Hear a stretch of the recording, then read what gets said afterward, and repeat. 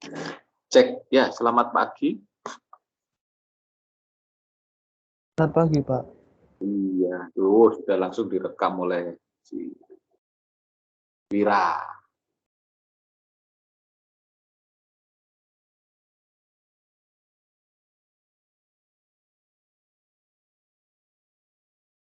Oke, ini para penyajinya belum ada yang muncul kah? Yohanes, Wilfridus, sama Septa. Oh, Wilfridus ini sudah muncul.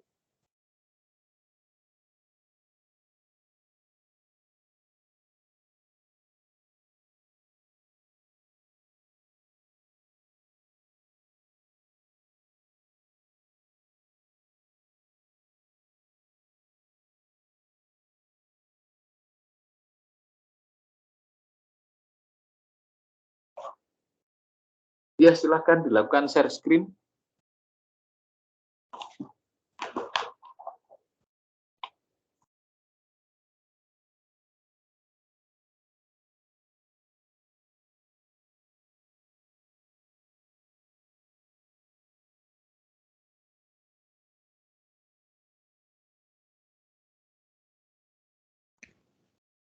Sudah bisa dimulai, Pak? Oh, sebentar.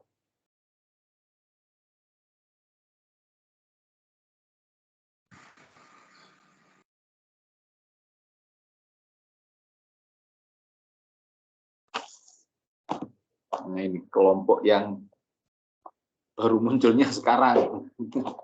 Oke, ya. Kita akan mulai saja. Sebelumnya kita akan awali dengan doa, berdoa menurut iman kepercayaan masing-masing. Dipersilahkan.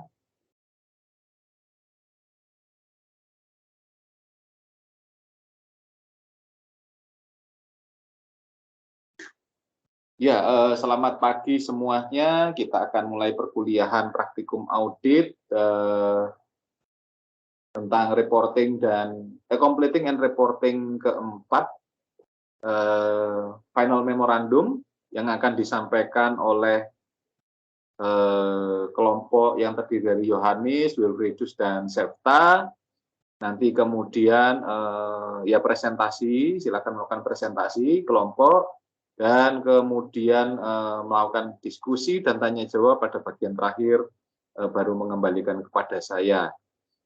Silahkan kepada siapapun yang akan menjadi moderator ataupun penyaji dari kelompok, silahkan. Baik, selamat pagi Pak Daniel dan teman-teman sekalian.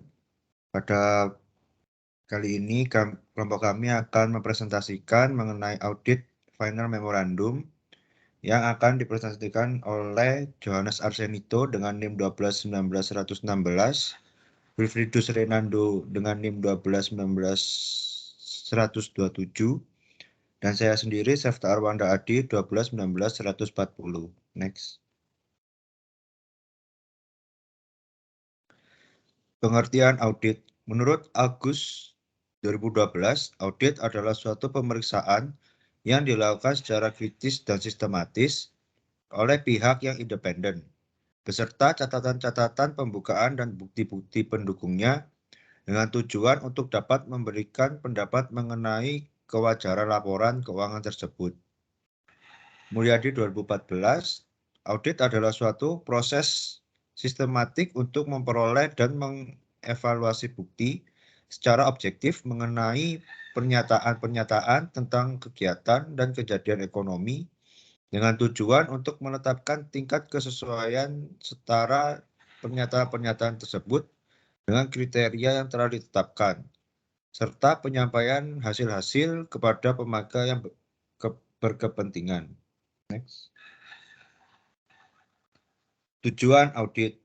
Menurut Arens 2015, tujuan audit adalah untuk menyediakan pemakaian laporan keuangan, suatu pendapat yang diberikan oleh auditor tentang apakah laporan keuangan disajikan secara wajar dalam semua hal yang material, sesuai dengan kerangka kerja akuntansi keuangan yang berlaku. Pendapat auditor ini menambah tingkat keyakinan pengguna yang bersangkutan terhadap laporan keuangan. Menurut Tuana Kota 2014, Tujuan audit adalah mengangkat tingkat kepercayaan dari pemakai laporan keuangan yang dituju terhadap laporan keuangan itu.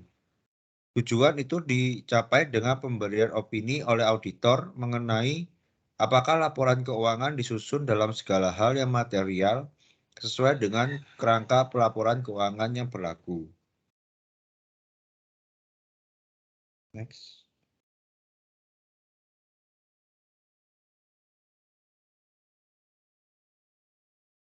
Audit Tool Ending Archive System.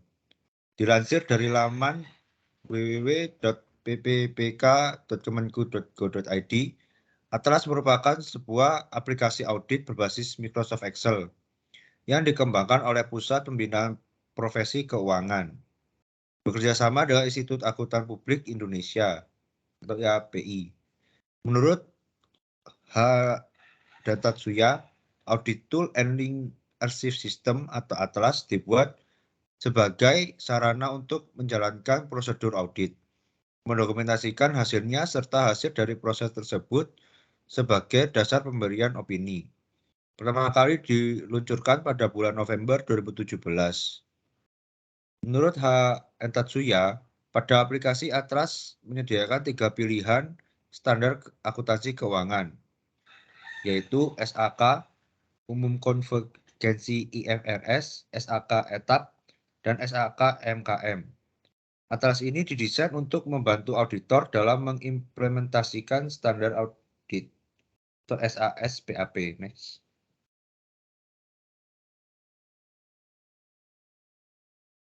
Paragraf opini dan tanggung jawab auditor atau opini yang dimodifikasi. Opini wajar dengan pengecualian, qualified opinion. Ketika auditor memiliki opini wajar dengan pengecualian, maka paragraf opini menyatakan bahwa kecuali untuk pengaruh dari permasalahan yang dijelaskan di dalam paragraf dasar bagi opini wajar dengan pengecualian di laporan auditor. Laporan keuangan disajikan secara wajar dalam seluruh hal yang bersifat material berdasarkan kerangka pelaporan keuangan yang berlaku ketika pelaporan sesuai dengan kerangka kepatuhan. Opini tidak wajar. Auditor akan menyatakan di dalam paragraf opini di laporan auditor bahwa karena signifikansi permasalahan, sejumlah permasalahan yang dijelaskan di paragraf dasar bagi opini tidak wajar mengenai laporan keuangan yang tidak disajikan secara wajar atau tidak memberikan gambaran yang benar dan wajar. Opini menolak memberikan opini atau disclaimer of opinion. Pernyataan auditor dalam paragraf opini bahwa karena signifikasi permasalahan yang dijelaskan di paragraf dasar bagi opini menolak memberikan opini, auditor tidak dapat memperoleh kecukupan bukti audit yang memadai untuk memberikan dasar bagi opini auditnya, dan karenanya tidak menyatakan opini atas laporan keuangan. Next. Selanjutnya akan dijelaskan oleh teman saya, Juju. Baik, kemudian ada Those Charts with Governance atau TCWG. ISA 260 menjelaskan bahwa istilah TCWG digunakan untuk menjelaskan peran orang atau sekelompok orang yang diberi tanggung jawab untuk mengawasi, mengendalikan, dan mengarahkan suatu entitas. Istilah ini digunakan dalam kaitannya dengan dan sebagai tambahan atau tugas atau kegiatan manajemen.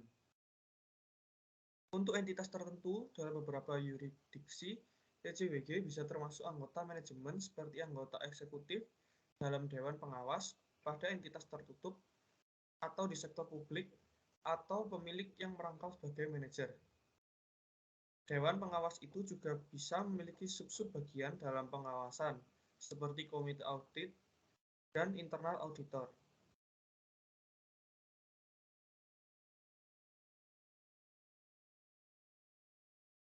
Adapun tujuan dari auditor melakukan komunikasi dua arah dengan TCWG berdasarkan ISA 260 adalah yang pertama, mengkomunikasikan dengan jelas kepada TCWG mengenai tanggung jawab auditor berkenaan dengan audit atas laporan keuangan, dan tinjauan umum mengenai lingkup audit yang direncanakan dan waktu pelaksanaan audit yang direncanakan. Kedua, memperoleh informasi yang relevan untuk audit dari TCWG. Yang ketiga, memberikan kepada TCWG pengamatan yang berasal dari pelaksanaan audit yang berupa temuan dan informasi yang penting dan relevan bagi tanggung jawab pengawasan umum atas proses pelaporan keuangan. Yang terakhir, yang keempat, mendorong komunikasi dua arah yang efektif antara auditor dan TCWG. Selanjutnya akan dijelaskan oleh Juju. Lalu SA700, perumusan suatu opini dan pelaporan atas laporan keuangan. Next. Definisi. Untuk tujuan SA ini, istilah berikut ini memiliki makna. Yang pertama, laporan keuangan bertujuan umum. Laporan keuangan yang disusun berdasarkan suatu kerangka bertujuan umum. Lalu yang kedua, kerangka bertujuan umum.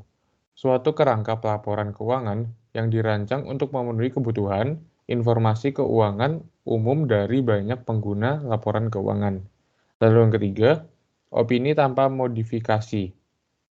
Opini yang dinyatakan oleh auditor ketika auditor menyimpulkan bahwa laporan keuangan disusun dalam semua hal yang material, sesuai dengan kerangka pelaporan keuangan yang berlaku. Next. Ruang lingkup. Standar audit ini mengatur tanggung jawab auditor dalam merumuskan suatu opini atas laporan keuangan. SA ini mengatur bentuk dan sisi laporan auditor yang diterbitkan sebagai hasil audit atas laporan keuangan. Next. Tujuan. Untuk merumuskan suatu opini atas laporan keuangan berdasarkan suatu evaluasi atas kesimpulan yang ditarik dari bukti audit yang diperoleh dan menyatakan suatu opini secara jelas melalui suatu laporan tertulis yang juga menjelaskan basis untuk opini tersebut. Next. Opini auditor. Ketika menyampaikan suatu opini tanpa modifikasi atas laporan keuangan yang disusun berdasarkan suatu kerangka penyajian wajar. Laporan auditor harus menggunakan frasa, yaitu laporan keuangan menyajikan secara wajar dalam hal yang material sesuai dengan standar akuntansi keuangan di Indonesia. Next. Berikut adalah tahapan audit. Tahapan audit yang dilakukan oleh Kantor Akuntan Publik atau KAP atas laporan keuangan perusahaan adalah sebagai berikut. Yang pertama,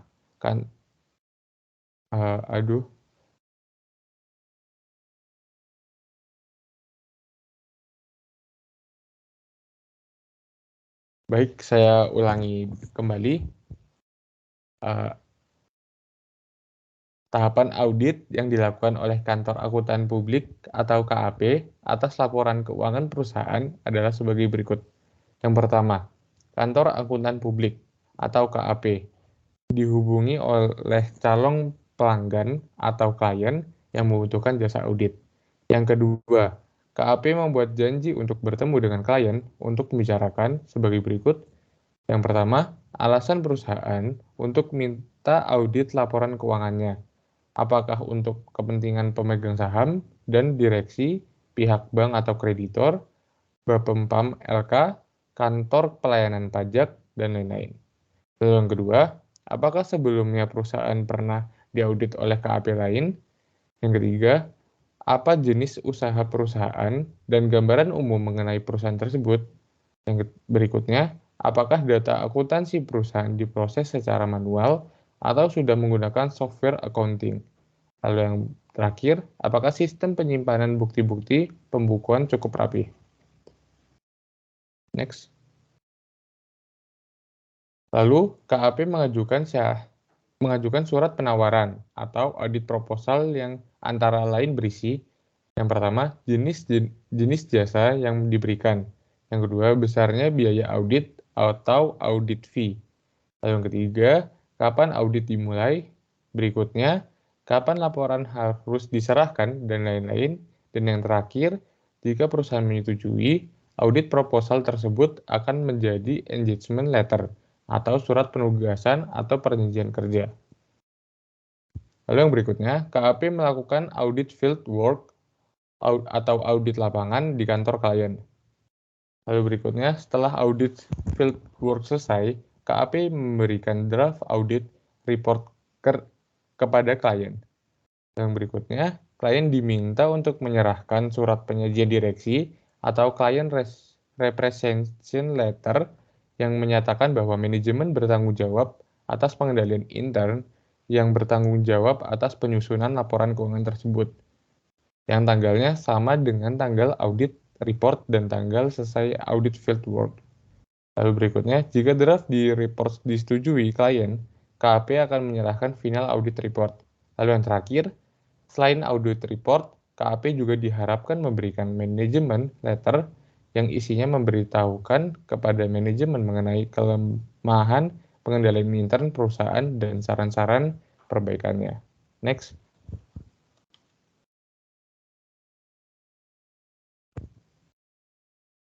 Berikutnya akan dijelaskan oleh Sefta. Baik, selanjutnya ada studi kasus audit final memorandum pada PT Indofood Sukses Makmur Tbk.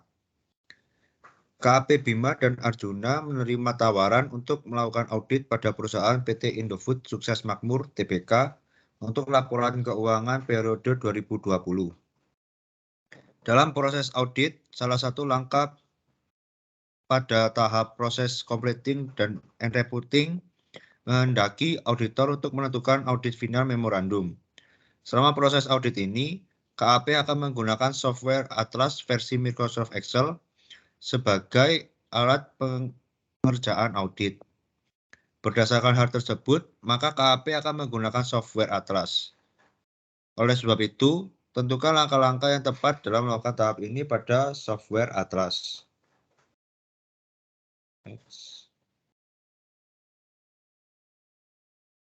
Lalu pembahasan audit final memorandum pada PT Indofood Sukses Makmur Tbk. Pengerjaan audit final memorandum pada PT Indofood Sukses Makmur Tbk terletak pada kertas kerja C520. Audit final memorandum berisi hasil-hasil analisis yang telah dilakukan auditor selama pelaksanaan audit. Kertas kerja C520 digunakan hasil-hasil signifikasi yang ditemukan oleh auditor selama pelaksanaan audit. Berikut ini adalah langkah-langkah serta penjelasan pengisian kertas kerja audit final memorandum pada PT Indofood Sukses Makmur Tbk yang akan dijelaskan oleh teman saya Adu.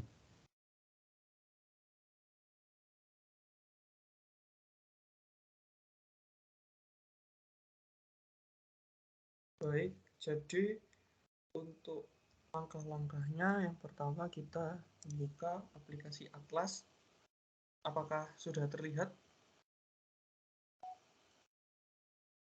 Sudah, Duh. Baik, jadi yang pertama setelah kita membuka Atlas, akan muncul yang namanya indeks informasi status KKP. Ini menunjukkan mengenai informasi status kerja, kertas kerja pemeriksaan, atau biasa disebut dengan KKP. Selain itu, pada kertas kerja ini juga terdapat informasi yang rinci dan akurat mengenai hari maupun jam audit yang telah dilaksanakan oleh tim auditor. Setelah masuk ke halaman ini, kita mengeklik tombol Home yang ada di pojok kiri atas.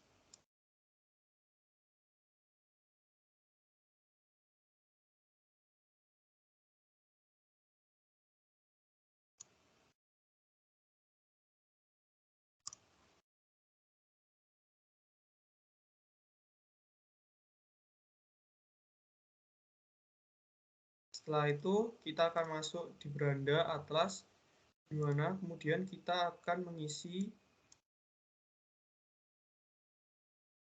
identitas auditor, identitas klien, dan informasi perikatan, di mana bintang 1 memiliki arti akan terisi secara otomatis, kemudian bintang 2 menandakan kita harus ada pilihan untuk mengisinya, sedangkan bintang 3 mengartikan bahwa kita harus mengisi secara manual. Jadi kita harus mengisi sesuai dengan studi kasus tadi.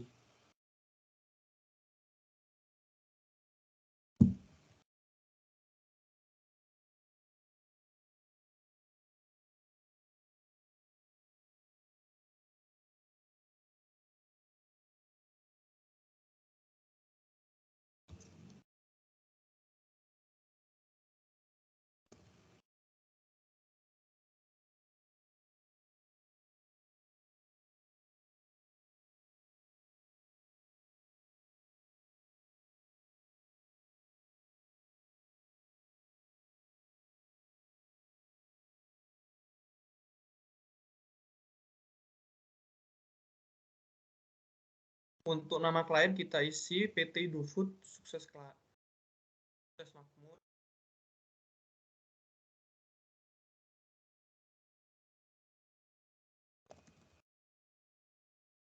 Kemudian mengisi alamat dari tempat itu tersebut, isi nomor telepon,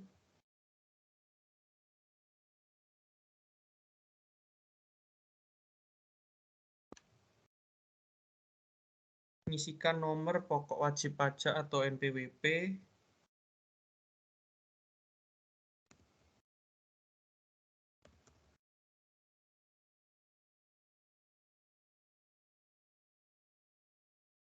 untuk sektor usaha klien kita memilih industri, pengolahan, dan manufaktur. Untuk status kepemilikan klien kita pilih swasta yang go public. Setelah itu jenis perikatan,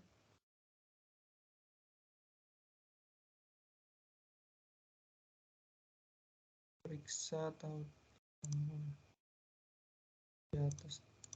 Kita isi dulu tahun buku itu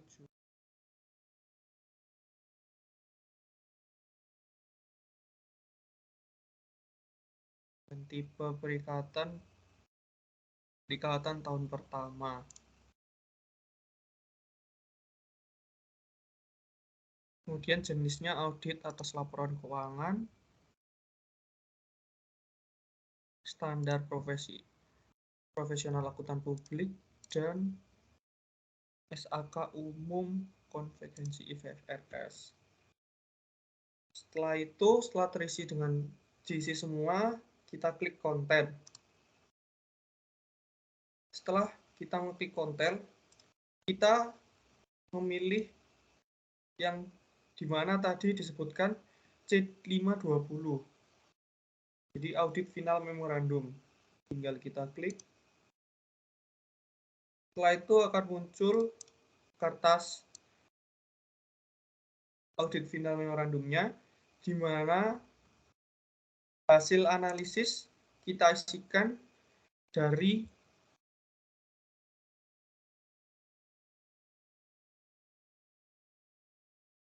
pelaksanaan audit yang telah dilakukan oleh auditor sebelumnya. Nah, untuk mengetahui bahwa yang kita masukkan itu sudah benar atau tidak, status KKP ini harus bertuliskan complete. Jadi, kita harus memasukkan secara manual.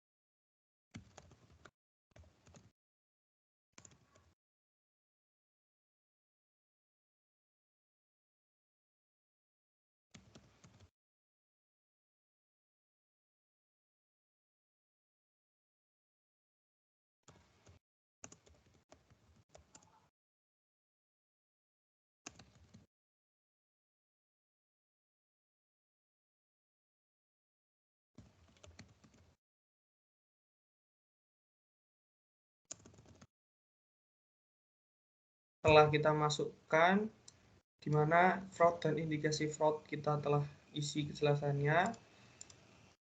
Kita tuliskan di kesimpulan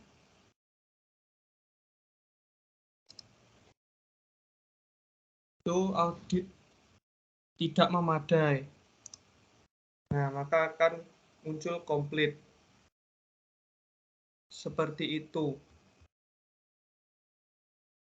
Jadi, begitulah cara membuat audit final memorandum. Saya kembalikan ke moderator.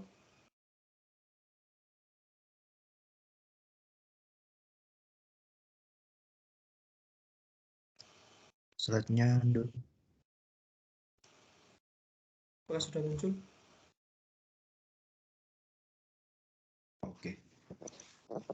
Simpulan dalam rangka memastikan suatu laporan keuangan, perusahaan wajar atau tidaknya setelah diaudit oleh seorang auditor, dibutuhkan suatu audit final memorandum. Audit final memorandum merupakan suatu informasi kesimpulan yang membuktikan apakah laporan keuangan perusahaan wajar atau tidaknya setelah diaudit oleh seorang auditor senior. Sehingga hasil dari kesimpulan tersebut nantinya digunakan pada laporan auditor independen final sebelum dikeluarkan oleh seorang auditor. Next.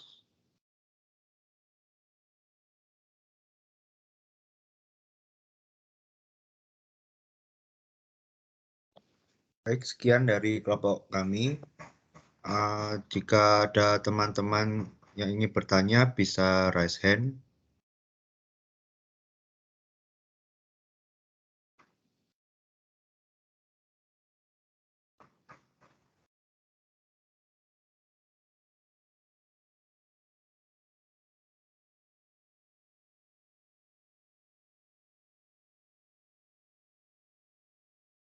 Baik, untuk yang pertama, Devina Damara, silakan on mic dan on cam. Terima kasih atas kesempatan yang diberikan. Nama saya Devina Damara dengan NIM 1219130. Saya ingin bertanya, apakah ada pengaruh saat auditor memberikan opini tidak wajar saat proses audit? Kalau ada, bisa dijelaskan pengaruhnya. Terima kasih. Baik, terima kasih Devina. Berikutnya Feni, bisa on mic. Baik, terima kasih atas kesempatannya. Perkenalkan, saya Feni dengan NIM 1219112. Saya ingin bertanya, apa tujuan dari adanya memorandum audit? Terima kasih. Baik, terima kasih Feni atas pertanyaannya. Selanjutnya Valen, bisa on mic. Terima kasih atas kesempatan yang diberikan. Saya Valentitan Febio dengan NIM 1219125 ingin bertanya, apakah ada tolak ukur yang digunakan dalam menilai tanggung jawab auditor dalam menyusun opini audit? Terima kasih. Mohon maaf Valen, di tengah agak nyandet suaranya, bisa diulangin. Oh iya, apakah ada tolak ukur yang digunakan saat menilai tanggung jawab auditor dalam menyusun opini audit? Terima kasih. Baik, terima kasih Valen. Selanjutnya Andi, bisa on mic.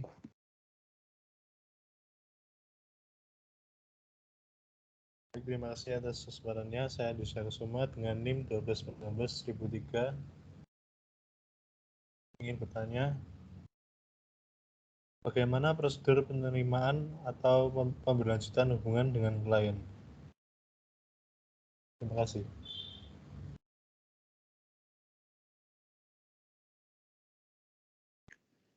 Baik, Andi, terima kasih atas pertanyaannya. Mungkin kami minta waktu sebentar untuk berdiskusi.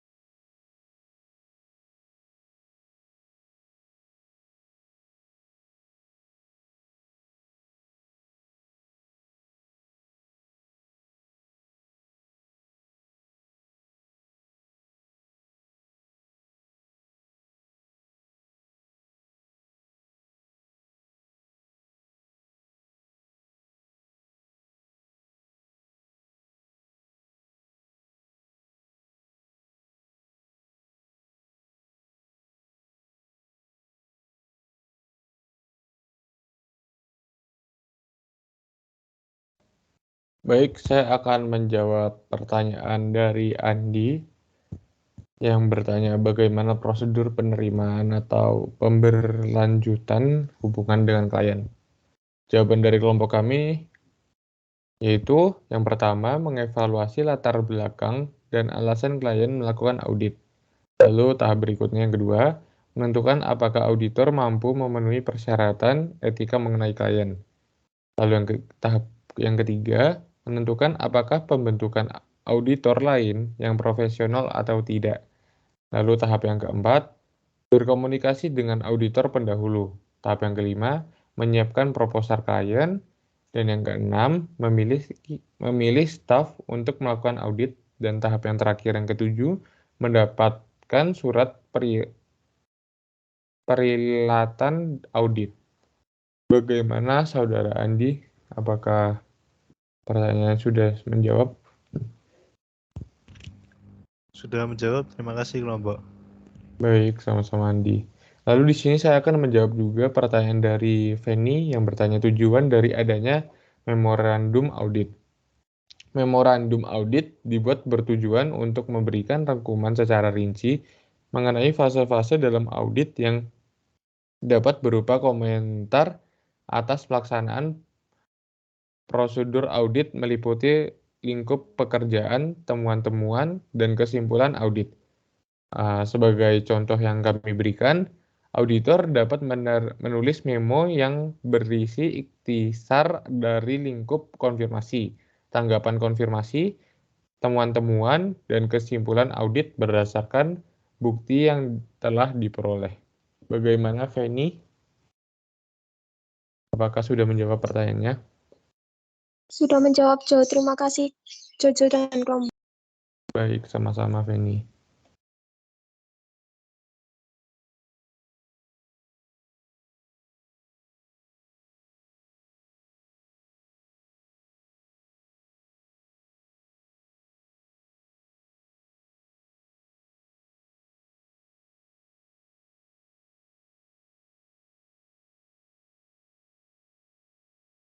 Baik, selanjutnya saya di sini akan mencoba menjawab pertanyaan dari Devina. Itu apakah ada pengaruh saat auditor memberikan opini tidak wajar saat proses audit dan bisa dijelaskan pengaruhnya. Jadi apabila opsi pertama yang dipilih yaitu pemutusan kontrak kerja, maka harus diperhatikan adalah pemutusan kontrak kerja harus dengan kesepakatan antar kedua belah pihak, yaitu auditor dan klien. Apabila auditor melakukan pemutusan kontrak secara sepihak, meskipun dengan alasan klien tidak kooperatif, maka dapat berpotensi berakibat gugatan hukum, yaitu secara perdata dari klien, tort law, dikarenakan auditor menyalahi kontrak kerja yang telah dibuat, yaitu tidak mengaudit sampai selesai. Meskipun ada kemungkinan ada klausul dalam surat kontrak kerja antara auditor dan klien, di mana auditor dapat memutuskan kontrak apabila klien tidak kooperatif, namun, klien dapat membela diri bahwa mereka kooperatif dan ini adalah hal yang bersifat subjektif. Pemberian opini disclaimer pada laporan auditor independen adalah keputusan auditor ketika klien menolak untuk kooperatif. Auditor tidak diberikan akses mengaudit, sehingga auditor tidak dapat menyimpulkan wajar atau tidak wajar. Sehingga auditor tidak memberikan pendapat atau no opinion. Klien tidak dapat menggugat auditor karena memang hak auditor untuk memberikan opini disclaimer dan itu diatur dalam standar audit. Disclaimer adalah opini audit terburuk yang diberikan auditor kepada klien, di mana opini terbaik adalah unqualified opinion, disusul dengan qualified opinion, dan adverse opinion. Begitu, Saudari Devina, apakah menjawab pertanyaannya? Terima kasih, kelompok.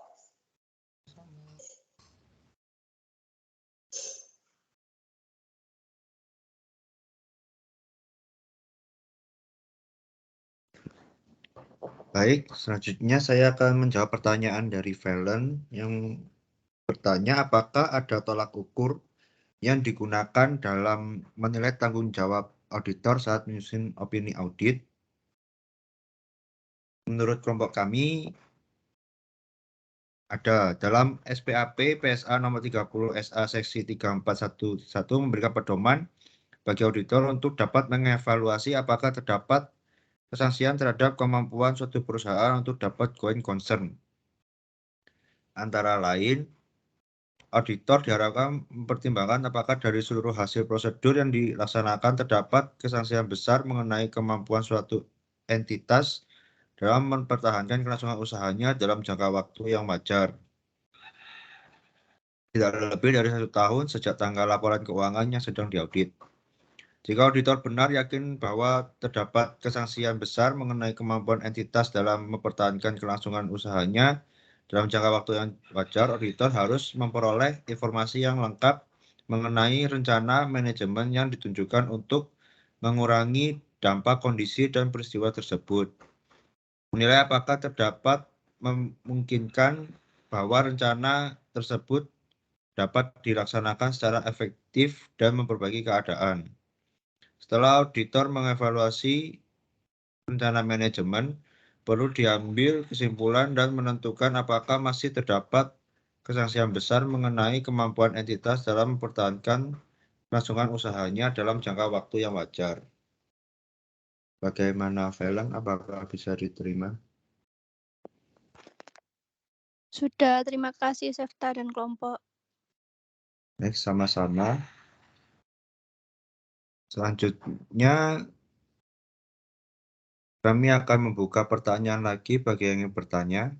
Apakah ada lagi yang ingin bertanya dari teman-teman?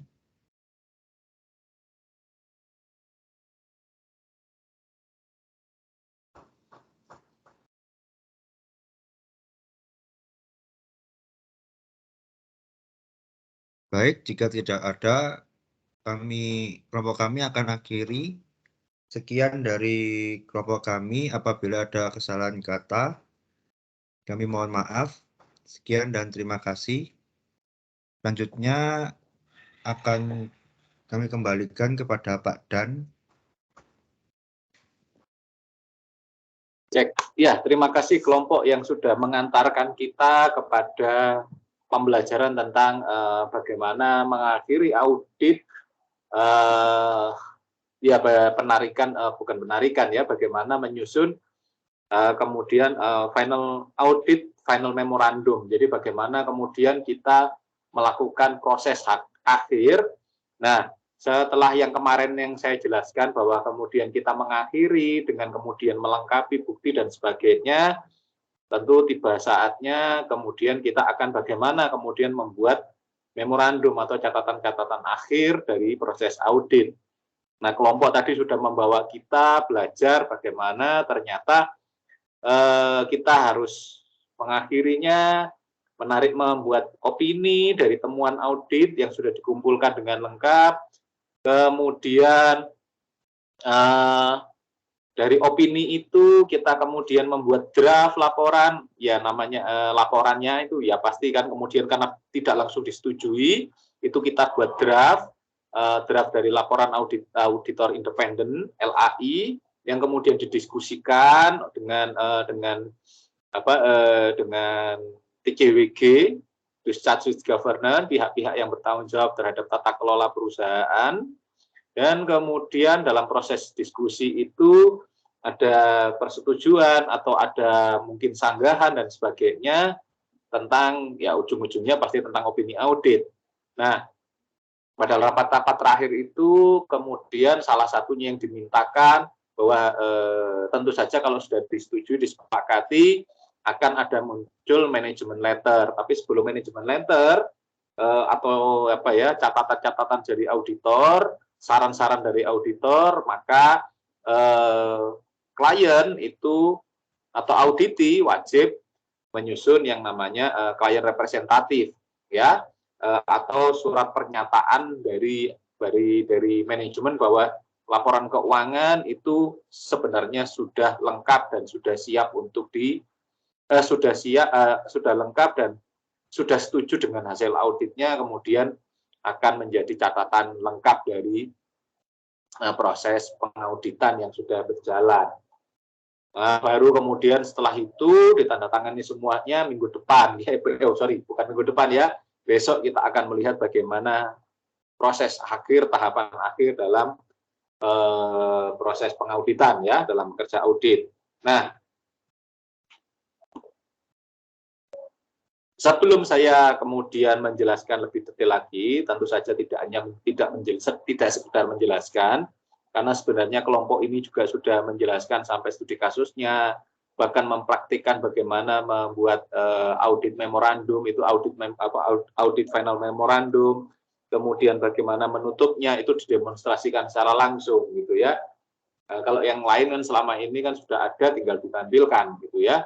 Nah ini enggak ya cukup baik gitu ya, menarik gitu ya, karena kemudian prosesnya kita tahu, mengisi manualnya seperti apa. Nah sebelum kemudian melakukan penambahan, penjelasan tambahan yang dibutuhkan, ini ada beberapa catatan untuk kawan-kawan yang ada di sini ya, sebagai tim penyaji, Johannes, Wilfriedus atau Nando, dan juga Septa. Ada banyak catatan saya terkait dengan bagaimana penulisan, kaidah penulisan Anda ya, tadi dengan katakanlah kesesuaian dengan panduan. Terus EYD-nya sih sebenarnya nggak banyak typo, tapi bahwa kemudian ada banyak yang tata cara penulisannya memang kurang benar. Contohnya ada yang harusnya dimiringkan, tidak dimiringkan, terus kemudian luruh atau tidak, itu ya. Ya kalau kemudian kata dasarnya itu adalah KPST, mendapat awalan me, itu luruh gitu ya, tapi tidak kemudian seperti ada contohnya memperoleh, itu kan kata dasarnya oleh, bukan memper, bukan P-nya, bukan perolehnya, tapi U-nya kan. Nah, itu tidak perlu diganti dengan memeroleh, itu salah malahan. Yang benar harus tetap memperoleh, karena kata dasarnya adalah U. Demikian pula kemudian Pak, nggak enak Pak, mensinkronisasi, ya tetap harus menyinkronisasi. Jadi bahasa Indonesia kita tetap, ya kalau nggak enak ya, kita bukan enak nggak enak ya, tapi harusnya seperti apa. Nah, penulisan-penulisan itu kita sambil belajar, nanti Anda juga pelajari, terus-menerus itu yang kemudian jadi, ya nanti saat kemudian menulis laporan PKL, menulis skripsi, harapannya sesuai dengan kaidah yang diharuskan. Karena enaknya omong saat kita masuk conference, kadang-kadang karena typo, karena kemudian salah dalam menggunakan bahasa Indonesia kayak begitu, itu dibalikin, jadi ngenes gitu ya, sakit hati gitu ya. Saya kemudian ini ada perbaikan pada halaman kesekian panjang gitu. Saya lihat ya ternyata katakanlah hanya salah-salah yang tidak penting gitu ya. Ada yang lain lagi, jangan sampai kemudian ada kata di mana yang di mana-mana karena salah tempat, di mana itu adalah kata kata tanya tempat, bukan kemudian di mana PKL ini saya lakukan, di mana makalah ini saya susun. Ya kalau di mana berarti jawabannya harus entah itu di kamar, entah itu di rumah gitu ya. Tidak kemudian di mana makalah ini kami susun untuk memperoleh. Loh kok di mana kok untuk memperoleh? Nah kayak begitu. Jadi itu kesalahan-kesalahan yang ya katakanlah beginner fallacy ya. Jadi ya Anda kan penulis-penulis awal gitu ya, itu jangan sampai mengalami kesalahan yang ya nggak apa-apa kalau awal ya, beginner namanya beginner kan kayak begitu. Tapi jangan sampai kalau kemudian nanti sampai selesai skripsi itu kan Anda sudah bukan masuk tingkatan expert, tapi kan sudah masuk intermediate ya, kemampuannya harusnya sudah terasa. Ya itu yang kemudian, oh, Pak untuk apa sih? Nah, kalau Anda nanti bekerja, emangnya nggak buat laporan? Emangnya jadi auditor itu laporannya nggak tebel? Ya tebel tetap aja gitu ya, hal-hal kayak seperti itu kan harus diperhatikan. Nah, daripada itu juga kan kata banding ya. Itu kan daripada itu kan saya lebih tua daripada Anda gitu kan, itu pasti gitu kan. Nah, itu kan kata banding. Tapi kalau kemudian daripada itu penelitian ini kami dapatkan daripada data yang didapat, wah kayak begitu-gitulah, ada banyak ya. Di sini lumayan ada banyak temuan-temuan seperti itu. Nah, temuan saya yang sangat relatif parah itu, kelompok ini ternyata belum move on. Dekannya FEB siapa ya?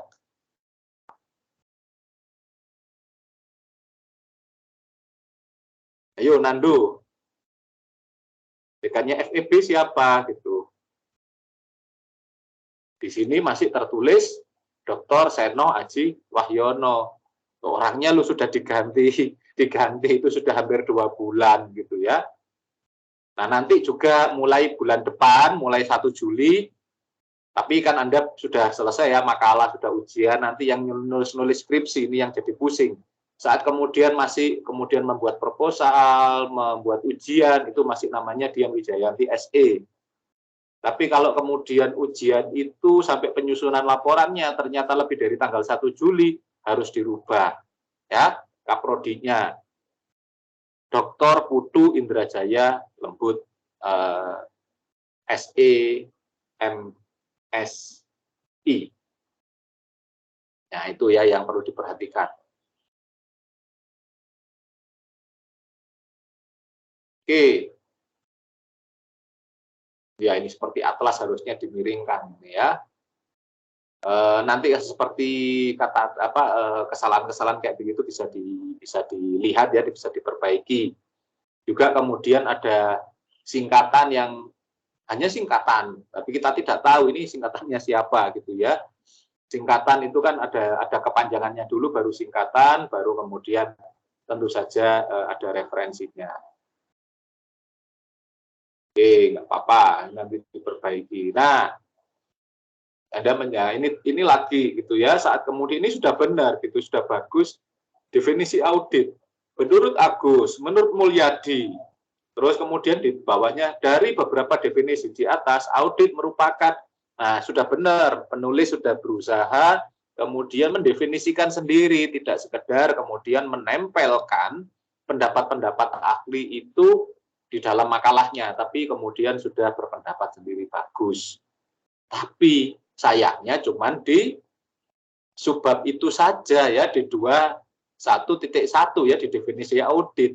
Ke belakang, tujuan audit, atlas, opini, dan sebagainya itu belum ada gitu ya, nanti tolong dilengkapi. Jadi cuma menyimpulkan aja, itu yang kenapa Pak seperti itu? Ya karena kalau kemudian kita tidak menyimpulkan sendiri, tidak menyampaikan pendapat sendiri, itu maka nanti saat kemudian uji plagiasi, nampaknya kemudian plagiasinya jadi banyak. Karena apa? Pendapat ahli itu kan kita ambil dari tulisan mereka ya, nanti itu akan dianggap plagiasi.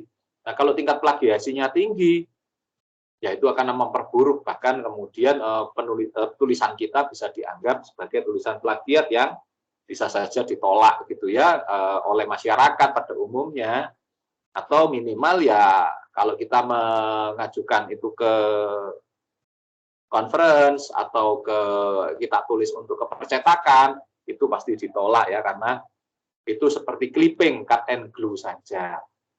Nah, kemudian paragraf opini dan tanggung jawab auditor, itu kan kemudian dalam kurungnya itu kan opini yang dimodifikasi. Nah, ini kemudian saya copot, saya lepaskan, jadi paragraf opini dan tanggung jawab auditor saja di subbabnya. Nah, kemudian di bawahnya opini adalah dan referensinya, baru kemudian 2.1, 2.3.1, opini tanpa modifikasian. Kenapa di kelompok ini tidak menjelaskan yang tanpa modifikasi itu apa? Ya kalau bercerita tentang opini lengkap lah, karena opini tanpa modifikasi kan cuma satu ya, wajar tanpa pengecualian.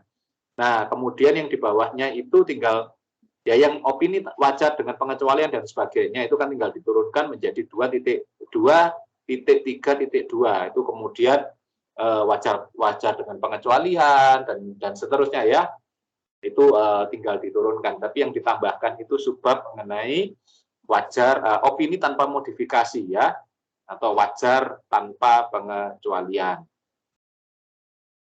TCWG aman, bagus, sudah lengkap, ya hanya kurang itu aja di apa gitu ya. Nah, dan sampai kepada tahapan audit dan sebagainya, yang kurang memang definisi. Oh ya, satu lagi, di definisi itu jangan kemudian menggunakan ini ya, balet itu yang titik dol ya, atau bahkan nanti kemudian bisa diganti emoticon itu ya.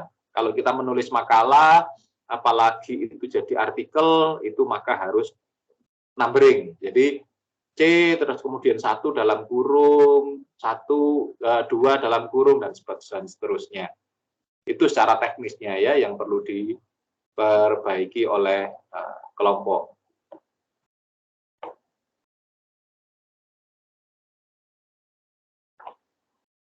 Nah, sekarang masuk kepada katakanlah penjelasan tambahan saya dari apa yang sudah disampaikan oleh kelompok. Bahwa kemudian ya audit, katakanlah kita ingin tahu apa sih audit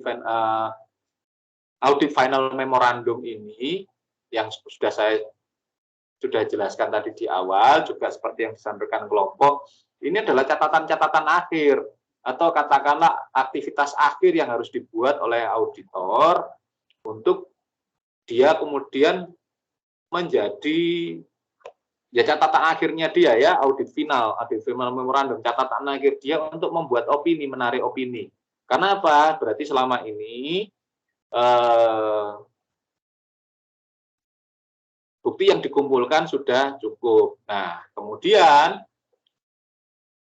di sini kan kelompok ini menjelaskan dengan audit, terus kemudian sampai kepada audit tools ya. Audit tools-nya ini kan sudah kita sering pelajari ya dengan atlas ini. Nah, saya masuk ke opini saja bahwa kemudian dari audit final memorandum, auditor itu menarik simpulan dari bahwa kemudian semua bukti yang dia kumpulkan, dia kemudian memiliki keyakinan, yakin kondisi dari laporan keuangan yang sudah diperiksa. Tentu saja saat sering saya ceritakan kemarin kan juga saya ceritakan bagaimana menutup audit, dia harus yakin bahwa kemudian laporan keuangan yang disusun itu sudah sesuai atau tidak dengan yang namanya standar akuntansi keuangan. Apakah itu ya, kalau di sini di alat bantu atlas kan sudah kelompok tadi juga jelaskan ada 3 yang bisa diikuti ya, apakah itu SAK umum, konvergensi dari IFRS, ataukah SAK etap yang 2 tahun lagi akan diganti dengan SAK EP, dan kemudian SAK EMKM. Itu nanti kemudian tinggal dipilih di depan saat kemudian akan mengerjakan atlas. Masuk kelompok mana yang akan kita audit? Nah, kelompok ini kebetulan mengambilnya dari kasusnya itu dari Indofood. Tentu saja Indofood harus go public ya, perusahaan go public itu yang dipilih. Perusahaan go public itu tentu saja menggunakannya SAK umum atau SAK konvergensi IFRS ya, atau kita menyebutnya SAK IFRS. Jadi SAK umumnya dan konvergensinya banyak dilupakan, langsung kita ngomong bahwa itu adalah SAK IFRS. It's okay, nggak apa-apa, karena standarnya memang menggunakan IFRS ya, karena kemudian diadopsi penuh, hanya diterjemahkan. Nah, kemudian auditor harus punya keyakinan bahwa tidak hanya sesuai dengan SAK, tapi SAK ini diaplikasikan atau dipakai di dalam penyusunan laporan keuangan atau pelaporan keuangan yang dilakukan oleh perusahaan itu dilakukan dengan konsisten ya. Jadi ajek ya, bahasa konsisten itu terjemahan bahasa Indonesianya itu ajek, dilakukan dengan taat. Nah, kemudian auditor itu harus yakin bahwa kemudian yang namanya laporan keuangan yang disusun itu bebas dari salah saji material. Salah saji yang menyebabkan laporan keuangan ini bisa saja mispersepsi ya. Jadi pemahamannya siapapun yang membaca bisa jadi salah karena apa? Ada salah saji material. Entah itu dalam bentuk salah tulis atau salah klasifikasi ya, salah menempatkan akunnya. Nah, kemudian tentu saja yang keempat, Kalau ternyata salah sajinya itu materialnya itu disengaja dan itu terjadi berulang, ada di banyak, itu yang namanya fraud. Jadi yang auditor harus yakin bahwa laporan keuangan itu bebas dari, bukan hanya bebas dari salah saji material, tapi lebih bebas dari fraud, bebas dari usaha penipuan, baik yang dilakukan personal, perseorangan, maupun yang dilakukan oleh manajemen. Artinya manajemen memerintahkan proses-proses fraud tadi. Yang kelima, itu seperti yang tadi kelompok sudah jelaskan, ada pertanyaan tadi mengenai opini tidak wajar, salah satunya tandanya itu apa? Adanya keraguan terhadap kelangsungan usaha, alias going concern. Auditor harus yakin bahwa laporan keuangan ini sudah enaknya omong terlaporkan dengan wajar dan layak, dan kemudian terjamin keberlangsungan usaha dari perusahaan atau klien. Jadi going concern-nya terjamin. Pak, bagaimana kalau tidak kemudian tidak terjamin atau kemudian ada keraguan dalam going concern? Ya sudah, dilaporkan apa adanya. Keraguan ya memang ragu terhadap keberlangsungan usaha perusahaan. Jadi auditor bisa menyatakan seperti itu. Apakah itu berarti langsung tidak wajar? Enggak juga, itu wajar dengan pengecualian. Karena apa? Kalau ternyata keraguan itu diakibatkan hanya kemudian satu kondisi tertentu, katakanlah penempatan dana yang macet, tapi yang tidak mengganggu cash flow perusahaan, terus kemudian ada operasi yang terpaksa dihentikan, ya, satu dari sekian operasional perusahaan karena harus dihentikan karena mungkin produknya nggak laku. Ya, kita ngomong ada keraguan terhadap going concern, tapi kan tidak kemudian akan mengakibatkan secara perusahaan ini akan bangkrut. Ya, bisa saja itu menjadi opini wajar dengan pengecualian. Tapi kalau kemudian kondisi tadi, keraguan terhadap keberlangsungan usaha tadi terjadi karena adanya fraud, ya bisa saja kemudian menjadi tidak wajar. Bahkan kalau kemudian dibatasi pekerjaan-pekerjaan auditnya, data tidak diberikan, proses konfirmasi tidak kembali, ya ada usaha-usaha untuk auditor ini tidak tahu banyak, ya ternyata yang namanya pengendalian internalnya lemah gitu ya, dan dikasih tahu itu merasa tidak perlu, ya sudah, bisa saja bukan lagi tidak wajar, tapi bisa saja auditor tidak memberikan pendapat. Sudah, wis males aku ngomong. Udahlah, kamu sudah saya kasih tahu, ternyata nggak percaya, nggak mau ya sudah, ini opiniku. Nah, itu kan kemudian pasti akan rame saat kemudian audit final memorandum ini kan didiskusikan, ya, karena bentuknya draft disusun oleh auditor, disampaikan kepada auditi. Nah, di situ auditinya kemudian, wah, kan kita ya itu yang kemudian seperti yang sudah dijawab oleh kelompok tadi, bagaimana kalau ternyata auditinya tidak menerima gitu ya, klien kita perusahaan itu tidak menerima karena apa? Loh, kita sudah bantu yang mana? Loh, kan sudah kita kasih laporan keuangan, kan masa ngaudit laporan keuangan aja nggak cukup? Ya nggak cukup lah. Bagaimana terus kemudian kita bisa membuktikan mana SPI-nya, ya, sistem pengendalian internalnya. Kalaupun ada, apakah sudah dijalankan dengan konsisten? Apakah kemudian sudah memadai dan dilaksanakan dengan baik? Bukti-bukti auditnya mana? Bukti-bukti transaksinya mana? Loh, sudahlah, laporan keuangan itu saja. Nggak perlu tahu buktinya, ya nggak bisa. Berarti apa? Ada pembatasan terhadap cakupan atau skopa audit. Nah, itu kemudian tentu saja akan jadi enaknya omong, jadi catatan yang dimiliki oleh auditor bahwa kemudian dia menghadapi hambatan. Nah, untuk apa kalau kemudian semua catatan itu harus dicatat? Nah, catatan-catatan itu semuanya tercatat, dengan adanya atlas itu langsung tersimpan secara otomatis, sehingga kalau kemudian ternyata auditi kita, klien kita merasa tidak puas dan kemudian Sudah sampai di sini aja bekerjanya, ya sudah. Udah Anda itu tidak profesional, Anda bekerja dengan tidak becus, kami akan tuntut, ya silahkan. Karena apa? Auditornya punya catatan, punya bukti-bukti. Kalau kemudian kan setelah katakanlah kalau kemudian masuk proses hukum kan sebelumnya pasti ada dimediasi oleh IAI gitu kan sebagai lembaga penjamin atau lembaga profesi yang melindungi kita. Ya kita kemudian dilakukan peer review, katakanlah peer review itu audit oleh auditor lain.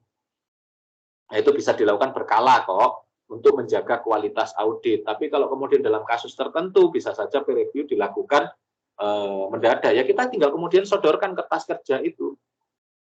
Kita berikan file atlas loh ternyata kayak begini. Iya, SPI kami tidak dikasih. Terus kemudian bukti audit bukti transaksi nggak ada.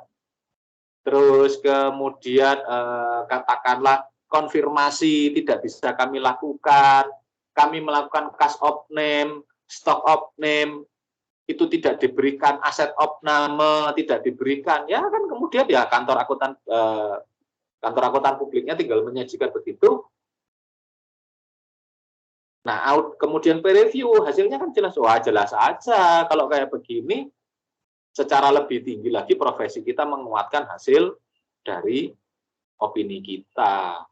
Ya memang kalau dibatasi ya siapa yang bisa melakukan, padahal audit itu tahu sendiri ya, audit itu memberikan keyakinan pada si pengguna laporan keuangan. Nah, kalau kita sebagai penjamin, kita yang memberikan keyakinan, kita sendiri nggak yakin terhadap proses audit yang kita lakukan, tidak yakin terhadap laporan yang keuangan kita audit, apalagi orang lain ya, yang kemudian mengambil keputusan terkait dengan laporan keuangan tersebut. Nah, kalau ada apa-apa, kalau kemudian ya sudah kita turuti, apalagi kalau gitu ya apalagi dituruti bisa saja ya katakanlah kemudian mereka ini contoh ekstrimnya melakukan opinion shopping. Ya sudahlah, butuhmu berapa sih, minta berapa fee auditmu berapa sih kemarin, saya naikkan 2-3 kali lipat. Auditornya gelap mata gitu ya, diterima. Ternyata kemudian perusahaan tersebut pada suatu saat investor entah kreditor menggunakan, ternyata auditornya ini, katakanlah Daniel, yakin sudah. Terus kemudian dapat katakanlah pinjaman, ternyata tahun selanjutnya perusahaan itu mengalami kebangkrutan. Yang dikejar siapa? Oleh pengguna laporan keuangan. Ya tentu saja yang dikejar kita sebagai penyaji, auditor, gimana kamu ini? Ternyata perusahaannya itu loh, cuma ganteng di luarnya, tapi isinya nggak ada. Oplas semua, kamu melakukan oplas habis-habisan. Ya, kosmetik istilahnya, kalau di audit itu ya, perusahaan itu kita kasih kosmetik, kita dandani secantik mungkin, tapi nyatanya di dalamnya itu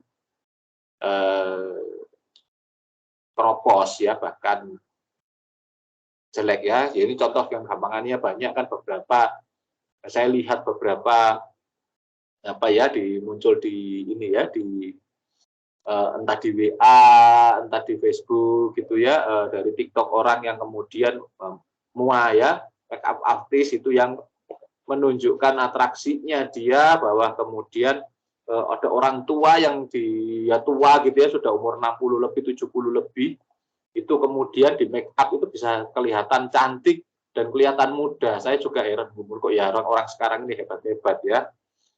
Nah, itu kan sama seperti kita mengingatkan itu perusahaan yang di dalamnya sudah tua, sudah jompo, tapi kemudian kita make up gitu ya.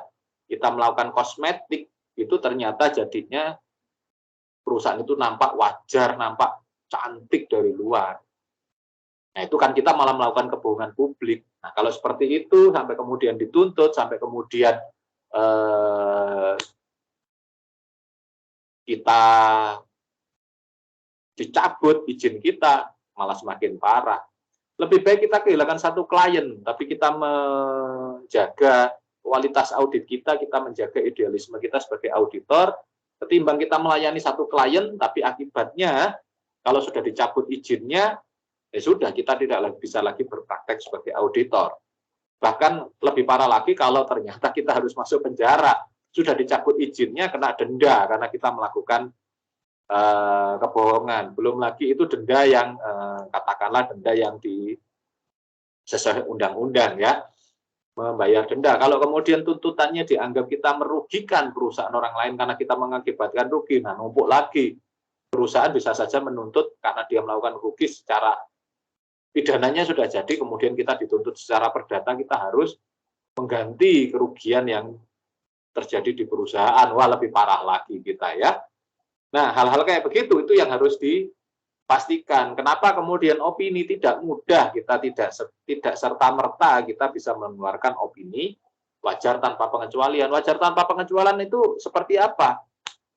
Atau opini tanpa modifikasi itu tadi, yang 5 tadi, minimal 5 tadi. Konsisten, sesuai dengan standar. Terus kemudian SAK-nya tidak hanya sesuai dengan standar tapi konsisten. Terus kemudian tidak ada salah saji material. Terus kemudian tidak ada fraud dan going concern terjamin. Nah, tentu saja bagaimana membuktikannya? Proses auditnya kita sudah lakukan dengan benar. Bukti audit semuanya sudah terkumpul dengan cukup, sehingga kita yakin sebagai auditor memutuskan bahwa laporan keuangan ini wajar dan layak untuk mendapatkan opini wajar tanpa pengecualian. Nah, Pak, bagaimana kalau kemudian dengan modifikasi? Ya, tentu saja opininya tanpa modifikasi cuma 1, nah kemudian yang lainnya dengan modifikasi. Pak, ternyata ada 1 transaksi yang kemudian kurang baik, katakanlah yang masih diragukan. Karena apa? Selama ini perusahaan itu bagus menjual, penjualannya tinggi, tapi dia kemudian rendah, pendapatannya tentu saja tinggi, karena kan pendapatan bisa cash dan non-cash, bisa yang bentuknya itu yang langsung cash on hand maupun yang bentuknya tertunda gitu ya, kasnya, tapi kan pendapatannya sudah kita bisa akui, yang sifatnya accrual ya, accrue gitu ya, seperti piutang usaha atau pendapatan ya piutang usaha katakanlah ya, yang kita akan terima itu kan pendapatan yang kita akui sekarang, tapi kasnya kan diterima belakangan. Nah, perusahaan ini pintar menjual, pandai menjual, tapi kemudian saat menagih nggak bisa, banyak yang macet, banyak kemudian baik piutang usaha maupun penempatan dana ke pihak ketiga itu macet. Apa yang terjadi? Maka NPL dia, non-performing loans-nya, kalau ini di perusahaan katakanlah perbankan atau perusahaan keuangan, atau kemudian terjadi bad debt, utang yang banyak yang macet, yang tidak bisa ditagih, kalau itu transaksinya pada sektor real, ya itu dikecualikan cuman itu. Jadi apa? Kelemahan dia adalah pinter jualan tapi nggak pinter nagih. Bagaimana kemudian opininya? Ya tetap aja, dia tetap wajar, tapi bukan tanpa pengecualian. Ada yang dikecualikan untuk transaksi tadi. Pak, ternyata bukan hanya 1, Pak, ada 2, ada 3 transaksi, ada 4 transaksi. Apakah berdampak pervasif? Berdampak pervasif itu berdampak menyeluruh terhadap kondisi keuangan perusahaan, tidak hanya wajar dan tidak hanya sesuai dengan standar, tidak hanya konsisten, tidak hanya fraud, tidak hanya kemudian bebas dari salah saji material, bebas dari fraud, dan kemudian going concern-nya. Kalau kemudian itu tidak berpengaruh terhadap going concern, mungkin masih wajar dengan pengecualian, tapi pengecualiannya mungkin 2-3 akun ya. Tapi bisa saja ternyata berdampak pervasif, berdampak apa? Walaupun 1 akun, tapi berdampak terhadap kondisi perusahaan. Nah, tentu saja kondisi-kondisi itu bisa dipertimbangkan menjadi opini tidak wajar. Tapi kalau semuanya masih oke gitu ya, masih perusahaan bisa ya mungkin bermasalah gitu memang, bahkan sampai rugi, tapi tahun depan itu ada prospek. Ya mungkin tidak perlu sampai opini tidak wajar. Tapi opini tidak wajar bukan karena transaksi, lebih kepada karena Itu tadi adanya salah saji material, adanya fraud gitu ya. Adanya kemudian audit internal yang lemah gitu ya. Nah, kayak begitu. Nah, kalau sudah ada pembatasan, terus kemudian sudah lemah, sudah ada salah saji, terus kemudian ada fraud, bahkan manajemen fraud yang diperintahkan oleh manajemen, bahkan kemudian saat audit itu ada pembatasan gitu ya, kita tidak boleh melakukan audit, konfirmasi tidak bisa kita lakukan, pengendalian internalnya lemah, kita tidak bisa melakukan verifikasi, ya sudah, otomatis adalah yang terakhir. Nah, kalau sudah kondisinya sudah jelek, kita dihalang-halangi untuk mencari solusinya, ya sudah, jadikan aja menjadi opini, menjadi disclaimer atau tidak memberikan pendapat. Begitu ceritanya. Kenapa itu opini ditarik? Kenapa kemudian auditor itu dalam proses penutupan pekerjaannya melakukan penarikan opini? Nah, tentu saja dia tidak bisa serta-merta, kan harus dikonfirmasi kepada auditinya ya, kepada kliennya. Nah, tentu saja tinggal kemudian menuliskan yang namanya audit final memorandum. Nah, audit final memorandum ini diserahkan kepada siapa? Kepada TCWG, Strategic Governance, mereka yang bertanggung jawab terhadap tata kelola, bukan hanya kepada direksi, bukan hanya kepada pemegang saham atau komisaris. Ya, kalau perlu pleno. Artinya ya komisaris dihadirkan, baik komisaris utama, komisaris independen, di situ ada dewan direksi, kita sajikan ini loh hasilnya. Nah, di sana kan kemudian ada bukan negosiasi, tapi di situ kan ada proses diskusi. Ini loh lemahmu di sini, kondisimu kayak begini, begini, tentu saja kan klien juga, loh masa sepertinya ini kan sebagainya. Proses diskusi itu yang kemudian melengkapi untuk dibuatkan pada bagian terakhir itu tadi manajemen letter. Ya, kalau kemudian dari proses diskusi itu kan disetujui, opini auditnya disetujui, draft LAI-nya.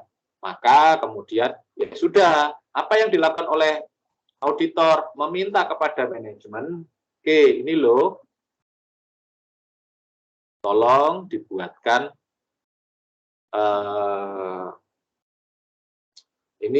catatan-catatanmu yang mengakui bahwa laporan keuangan bahwa proses audit kami sudah benar. Klien representatif. Silahkan buatkan. Nah, kalau klien representatif sudah dibuatkan, mereka mengakui memang kondisi benar sesuai dengan proses audit, kita kemudian mengeluarkan, sebagai auditor mengeluarkan manajemen letter. Ini loh catatanmu, ini tentang SPI-mu, kelemahanmu seperti ini, proses bisnismu ini, ya, yang perlu dibenahi mana, ke depan seperti ini, keuangan seperti apa, dan sebagainya. Aspek apa ya, aspek-aspek yang dibutuhkan untuk menjelaskan itu. Biasanya sih pakai balance scorecard yang paling gampang ya. Bagaimana dengan bisnis internalmu, bagaimana dengan relasimu dengan klien dan sebagainya gitu ya. Nah, itu yang kemudian disusun. Jadi dari audit final memorandum muncul, kalau sudah disepakati muncul dua ya, muncul kemudian klien representatif yang dibuat oleh manajemen dan atau auditi, dan kemudian kita membuat yang namanya manajemen letter, catatan-catatan kita, masukan-masukan kita untuk perbaikan ke depan dari kondisi perusahaan. Nah, kemudian semuanya sudah kemudian ya pasti ada proses-proses diskusi intens. Nah, kalau itu sudah yang kerja bukan lagi kelasnya staff atau ya katakanlah associate 1, associate 2 atau bahkan kelasnya senior audit yang datang ke sana ya minimal manajer. Sedangkan ngobrol-ngobrol negosiasi itu bukan lagi manajer, tapi sudah pada rekanan yang akan bertanda tangan di laporan audit internal. Ya, manajer yang mendampingi, terus kemudian rekanan auditornya yang akan ngobrol. Jadi ya tetap bawa tim, tapi yang seperti tim huritnya gitu, yang field work, yang melakukan konfirmasi, yang melakukan cast of name dan sebagainya sudah nggak ikut. Kecuali kalau auditornya kantornya masih belum terlalu besar ya, mungkin untuk pembelajaran, mungkin apa ikut, tapi sudah tidak bisa punya hak suara, yang itu betul-betul di partner, minimal di manajer, ya. Bahkan ketua kelompok senior audit yang jadi ketua tim aja sudah diem aja di situ. Karena ini enaknya diskusi tingkat tinggi gitu ya. Nah, itu setelah itu kemudian dari audit final memorandum ini kemudian muncul yang namanya klien representatif dan manajemen letter, semuanya disusun jadi satu, artinya opininya sudah disetujui, proses audit dan prosedur audit sudah disetujui, kemudian representasi klien sudah muncul, kita sudah mengeluarkan manajemen letter, semuanya dikumpulkan menjadi satu, menjadi yang namanya LAI, laporan audit independen. Nah, itu yang di sini kelompok sudah menjelaskan itu ya, apa itu, kemudian masuk ke tujuan A ini SA 700 ya, perumusan opini dan pelaporan atas laporan keuangan, terus kemudian bagaimana tahapan-tahapan auditnya sudah juga dijelaskan oleh kelompok dengan cukup lengkap ya, cukup baik. Itu. Nah, bagaimana atlasnya ternyata gampang banget ya, kalau karena sudah nutup ya, sudah selesai prosesnya, kan tinggal klik-klik sana, ada yang drop down, ada harus yang diisi manual dan sebagainya, sudah dijelaskan dengan cukup baik oleh kelompok yang menyajikan. Begitu. Nah, tinggal kemudian bagaimana melengkapinya menjadi LAI, bagaimana kemudian ini kan opininya sudah ketemu, sudah dijawab dan sebagainya, sudah tinggal finalisasi proses akhirnya saja. Nah, proses akhir bagaimana menutup audit, nah itu kita akan bertemu besok, yang akan disampaikan oleh kelompok selanjutnya, kelompok terakhir yang akan presentasi tentang praktikum audit kita ya.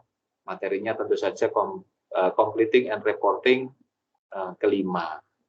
Tuh. Oke, kurang lebihnya itu yang bisa saya sampaikan.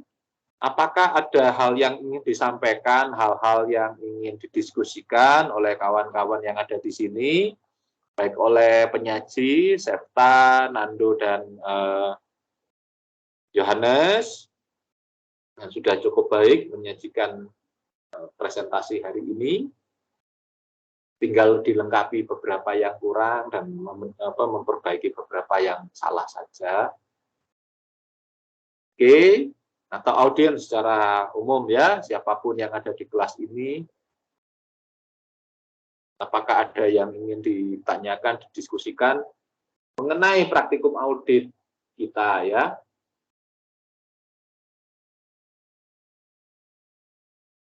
Nanya yang lain boleh, tapi sesinya tentu saja setelah perkuliahan ini kita tutup dan akhiri. Pak, nggak enak Pak, nanti ketahuan teman-teman sekelas. Wapri aja Pak, boleh. Japri boleh. Telepon langsung Pak, silahkan. Datang ke kampus, monggo. Kalau ada yang di seputaran Malang dan beberapa kali kan ke kampus ya, karena ada beberapa mata kuliah yang diwajibkan untuk Anda. Jadi sudah pada berdatangan. Silahkan. Oke.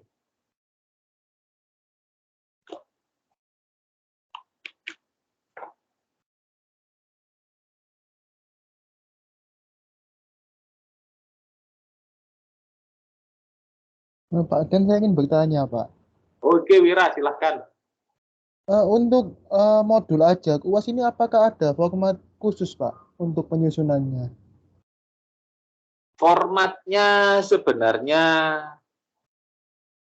nanti itu kan pekerjaan saya saya nyusunnya. Karena kalau pekerjaannya nyusunnya itu nanti akan mempersulit kalian. Jadi sebenarnya nanti sama seperti ini aja, seperti saat saya nggak ngerti, karena saya sudah nggak pegang lagi ya di perkuliahan MKW yang KWU 4 itu tugasnya apa ya? Yang waktu semester 4. Itu buat modul juga Pak, modul pelatihan. Modul pelatihan kan, nah modul ajar itu sama, formatnya sama. Karena saya yang membuatkan, harusnya kayak begini loh format modulnya, itu yang kemudian bagaimana kita mengajarkan bagaimana itu mempermudah proses pengajaran saja gitu ya. Sama seperti modul ajar ini sama, babnya sebenarnya nggak jauh beda dari apa yang Anda buat dari laporan ini, tapi kemudian penekanannya aja yang berbeda.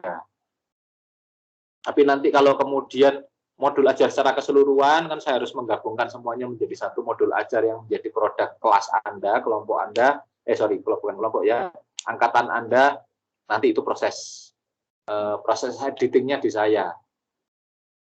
Tapi formatnya seperti apa? Sebenarnya format laporan ini aja sudah cukup. Bedanya memang kemudian penyusunannya itu yang jadi agak beda. Fokusnya itu agak beda. Ya kalau pingin yang sesuai lebih dekat, ya pakai aja yang format yang dipakai di KWU 4. Karena itu modul ajar yang saya susun. Contoh format yang saya susun. Saya nggak tahu kalau ada perubahan, karena saya tidak pegang lagi 2 angkatan. Terakhir itu angkatan 2018.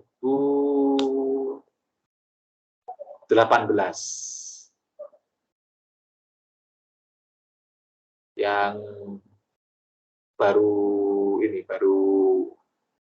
angkatan yang sekarang lulus. Jadi angkatan, masih berarti 1 tahun saya nggak pegang, sorry. Karena Anda saja saya nggak pegang. Di atas Anda masih saya yang ikut mengajar. Ikuti itu aja, ikuti format yang di KWU 4. Ya, baik, terima kasih Pak. Jadi untuk formatnya jika mengacu ke format makalah gitu apakah boleh ya Pak ya? Boleh. Tapi lebih baik kita sepakati, karena kalau kemudian format makalah, ya harus makalah semua. Kalau enggak format makalah sama format format satunya lagi pakai formatnya KWU, kan saya jadi bingung nanti natahnya ya. Sebaiknya kita sepakati aja. Enaknya pakai yang mana? Format KWU atau format makalah? Sepertinya makalah saja Pak. Karena kalau yang di KW itu kan kita ada nama perusahaan atau tentang laba perusahaan atau apa gitu Pak, kalau nggak salah. Ya, karena kan dia adalah sudah bentuknya kan laporan keuangan yang harus kita kerjakan. Nah, kalau ini kan kita menggunakan alat ya, pakai atlas. Oke, nggak apa-apa, pakai format makalah ini aja nggak apa-apa.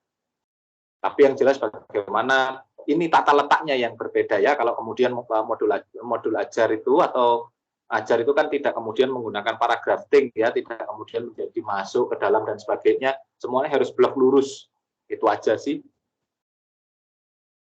Ya sebenarnya apa yang Anda sajikan, Anda perbaiki, itu kemudian Anda kirimkan lagi ke saya, itu untuk katakanlah perbaikan dari kuis besar, sedangkan kemudian Anda format lagi, kemudian bentuknya itu Anda sesuaikan, kan nata lagi ya, letaknya dan sebagainya, yang itu kemudian tidak perlu pakai paragrafting, jadi semuanya ratakan tata kiri, itu sebenarnya bisa, sudah selesai sebenarnya untuk Anda kirimkan.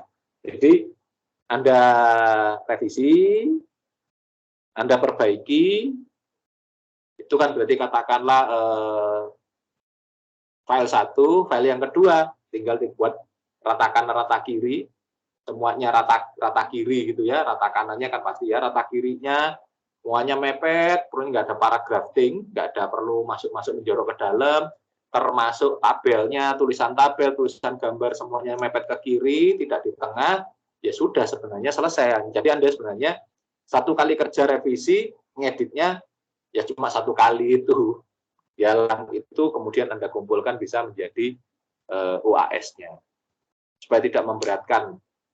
Ya memang tidak berat sih, karena modul ajar itu sebenarnya basisnya adalah makalah kita hari ini atau yang selama ini kita ikuti untuk pelaporan. Yang lebih banyak makanya bedanya kan bab 2-nya sebenarnya nggak terlalu banyak. Yang banyak itu yang panjang itu kan relatif panjang di studi kasusnya, lebih panjang lagi itu kan di pembahasannya kan detail, dan pembahasannya kan step to step, gambaran-gambaran pekerjaan apa yang harus kita lakukan.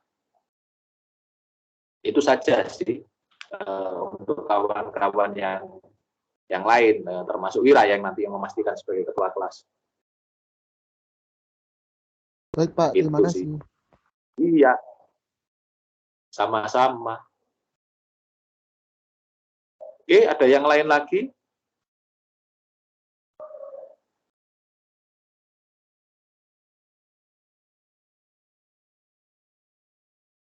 Ya, kalau tidak ada, kita bisa akhiri perkuliahan hari ini. Semoga apa yang saya sampaikan itu nanti bisa bermanfaat dan berguna bagi Anda. Dan ya kita akan bertemu lagi besok pada mata kuliah yang sama untuk pertemuan terakhir ya. Oke, kita akan tutup. Mari kita berdoa menurut iman dan kepercayaan masing-masing. Berdoa dipersilahkan.